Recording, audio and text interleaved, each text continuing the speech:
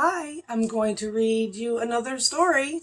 This one is called Hiawatha and the Peacemaker, and it is written by Robertson. Here we go. And this is the first time I've even read it. A fierce scream echoed through the woodlands. Was it a dream? An airy steam crept up from the ground, and the smell of burning pine filled the air. My blurred vision came into sharp focus. Everything I had ever known had been burned to the ground. My wife and 3 beautiful daughters had been killed in battle. Everything was gone. Only one man was capable of such horror, the evil chief Totadaho.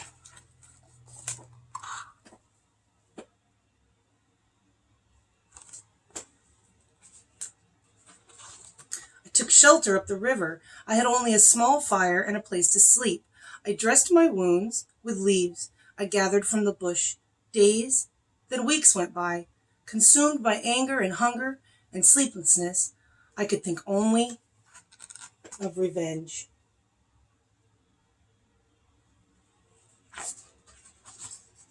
The sun rose early one morning and burned the mist off the river.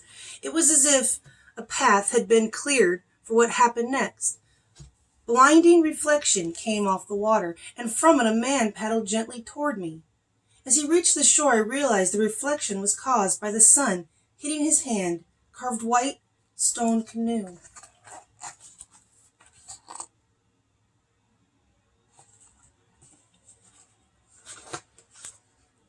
"Who are you?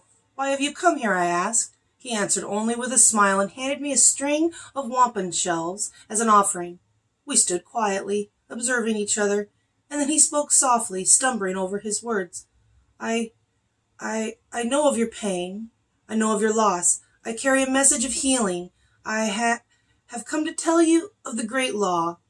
Fighting among our people must stop. We must come together as one body, one mind, and one heart. Peace, power, and righteousness shall be the new way." I considered his words, but didn't believe him. Our people governed only through fear. I had never thought peace among our tribes was a possibility. The man spoke again.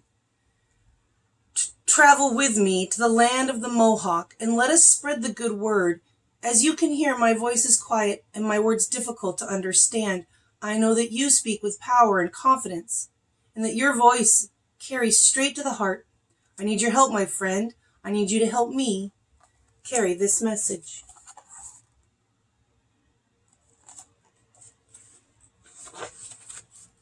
I agreed to travel with him and help him carry his message. And so I, Hiawatha, come to tell the story of the great Peacemaker.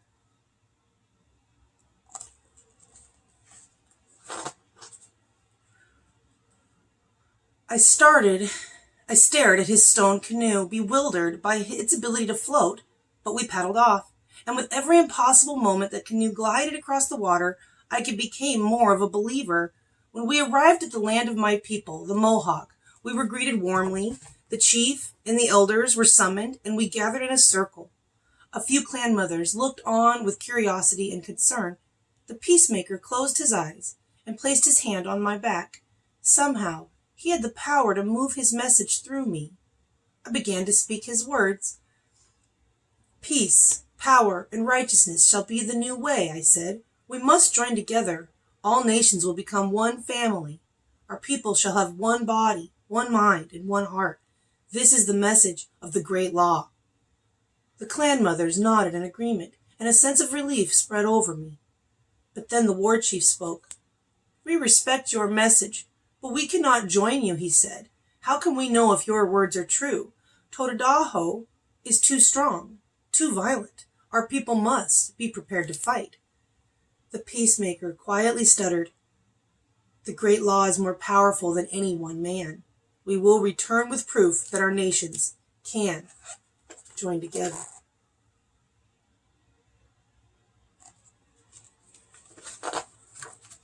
As the Peacemaker and I traveled toward the land of the Sayuga, he spoke to me of healing through forgiveness. My mind, still filled with hatred, and my heart, still filled with the pain of my loss, could not comprehend this. When we arrived, we learned that the Sayuga tribe had been devastated in an attack by Todahahu and his warriors. My mind was flooded with images of the battle that had taken my family. Rage filled my body, and I turned to the Peacemaker and yelled, "We will never be free."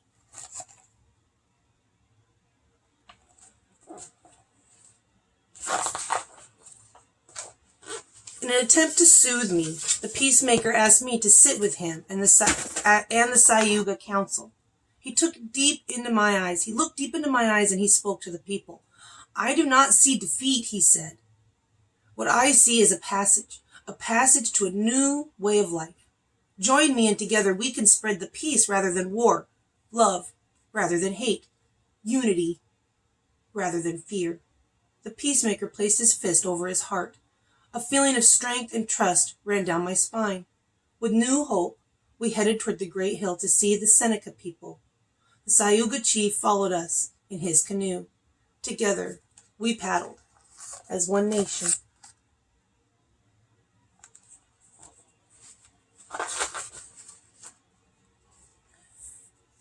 We were met by 15 armed braves. For the first time, the Peacemaker showed signs of worry. We were surrounded by warriors and led to the center of the Seneca village. The Seneca chief approached the circle, and the guards closed in on us. With a wave of his hand, the warriors lifted their spears. But then he nodded, and the guards drove their spears deep into the dirt. The Seneca chief sat down and told us that the wind had carried our message from the land of the Sayuga. The Seneca people wanted to learn about the Peacemaker and the great law. "Will we all perish if we continue this violence?" "We will all perish if we continue this violence. A change must come. And this time is now. Alone we will be broken," I said. "But together we are more powerful than the greatest warrior." The Seneca chief trailed us in his canoe, and together we rode as two nations.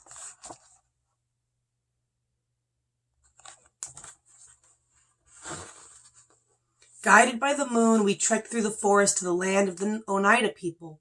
We were halfway to the camp when the snap of sticks was heard through the trees, and suddenly the earth beneath our feet gave way. We hit the ground, and there we were engulfed by a giant net. The Oneida chief stood towering over us. "I've spared your life," he declared. "Why would two chiefs and two strangers be so foolish as to enter our territory in the darkness?" His men dragged us out through the dirt and bound our hands. The Peacemaker explained that we joined the Sayuga and the Seneca nations in the name of peace, but his words had no power with the Oneida. Then the Peacemaker turned to me and said, "Tell your story, Hiawatha. Tell us of your great loss." I spoke of my pain and my hatred of Todahahu. I told the Oneida that my wife and 3 daughters had been killed by the violent world we had created. But as I spoke, I felt something come over me. Forgiveness? I had not been able to save my family, but on this journey I had been able to forgive myself. I began to understand the meaning of the great law, and I returned to the Peacemaker and placed my fist over my heart. With a knowing nod, he smiled. A warrior approached, and he untied all of us, one by one. Rather than feel the anger that had consumed me, I now remembered the joy of my family. I was joined by the Sayuga chief, the Seneca chief, the Peacemaker, and lastly, the Oneida chief. Together, we traveled as 3 nations.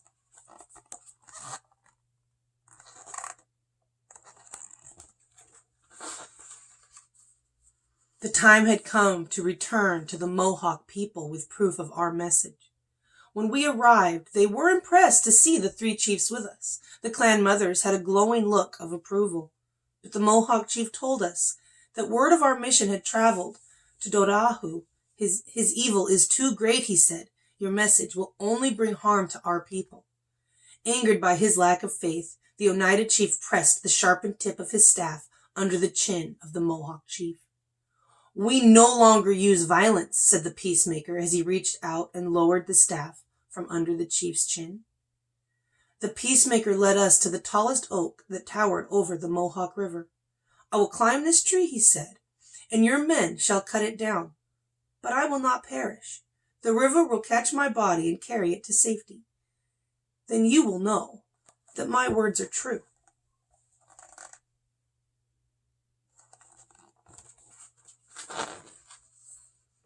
The men chopped down the massive tree.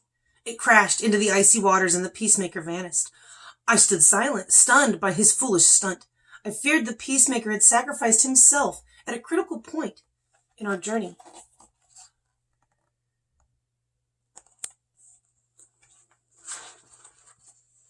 An elder clan mother approached the circle of chiefs with 4 younger women by her side. This man has come with a message of peace and unity. But you greet him with closed ears and closed minds, she said. You reject Totadahu, but you behave just like him. She looked at me and I could feel her sympathy for the death of my daughters. A tear ran down her cheek. Let us hope the Peacemaker is alive, she said. While you sharpen your weapons, I will pray for a miracle. The Mohawk chief was transformed by her words and nodded. The other woman stepped in to console her, and we all quietly walked back to the camp.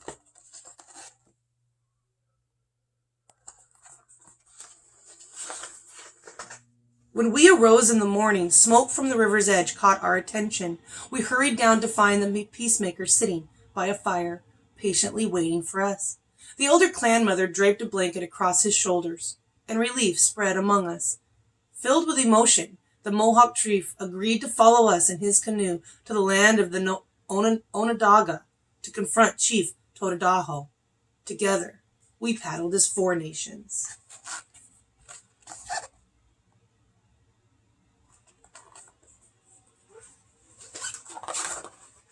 The wicked Totadaho lived separately from his people. Bands of warriors stood guard day and night. When we arrived, they yelled and pushed us away. The Peacemaker kept his hands by his side to discourage violence, but the chiefs and I pushed back. A figure appeared in the doorway of the dwelling, hunched over, withered and twisted. Totadaho was a horrifying sight. Sickness from the evil within him had taken over his body. Scales covered much of his skin, and snakes slithered through his hair and onto his shoulders. No words came from his mouth. Instead, a forked tongue produced a thick, hissing sound.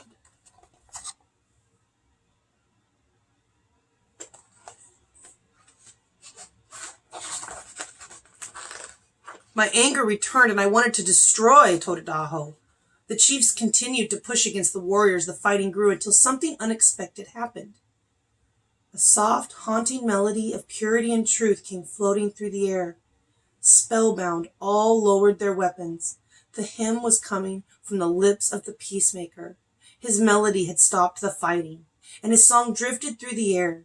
The moon crossed in front of the sun, darkening the blue sky. This miracle stunned the warriors, and they pulled back in fear. But the rest of us were enchanted by the glory of the hymn, and we joined in singing. Totadaho cursed the sky, waving his scepter and showing no sign of fear. As the Peacemaker finished his singing, the moon passed, revealing the sun again, more beautiful than before. The Peacemaker asked me to make medicine for Totadaho's sickness. He said that where there is darkness, we must bring light, and that it is by forgiving that we are set free.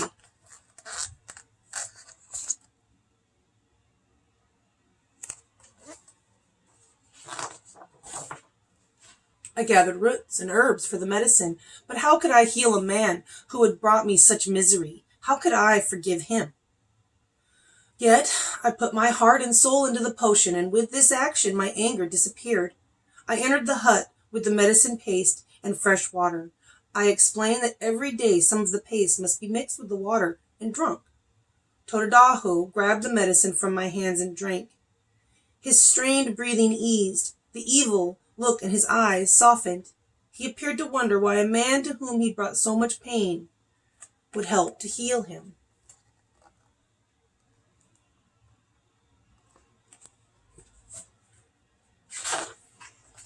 The Peacemaker told Totadaho that he would return in 3 days and continue taking the medicine.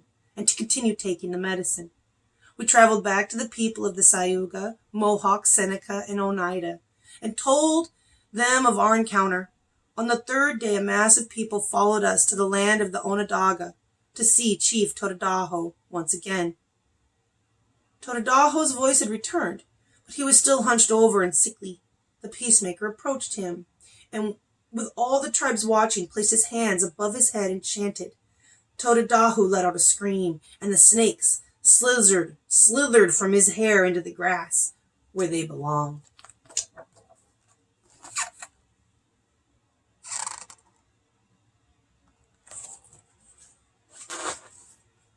Everyone followed the Peacemaker to a tall white pine. He placed his hand on my back, and once again I spoke for him.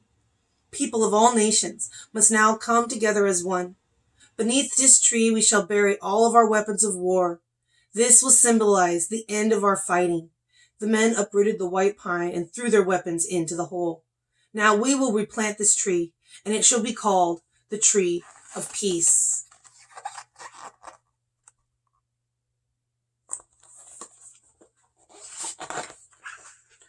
As I looked at Totadaho, the scales on his skin began to disappear. The Peacemaker placed his fist over his heart, and again I spoke. As 5 nations, we will bring forth peace, power, and righteousness. The women of our tribe shall appoint the chiefs, and as one people we shall live under the protection of the great law. All voices will be heard as we now vote before action is taken. I looked at Totadaho, and the once crooked man now stood up straight.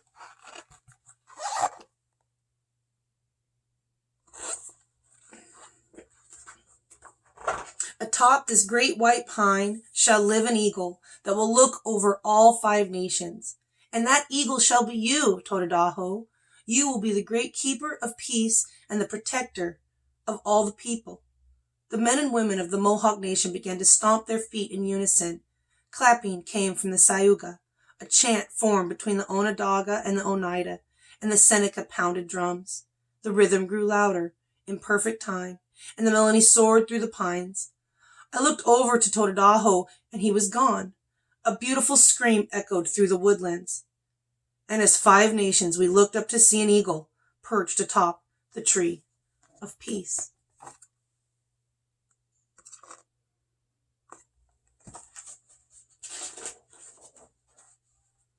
And that's the end. I hope you liked our story today.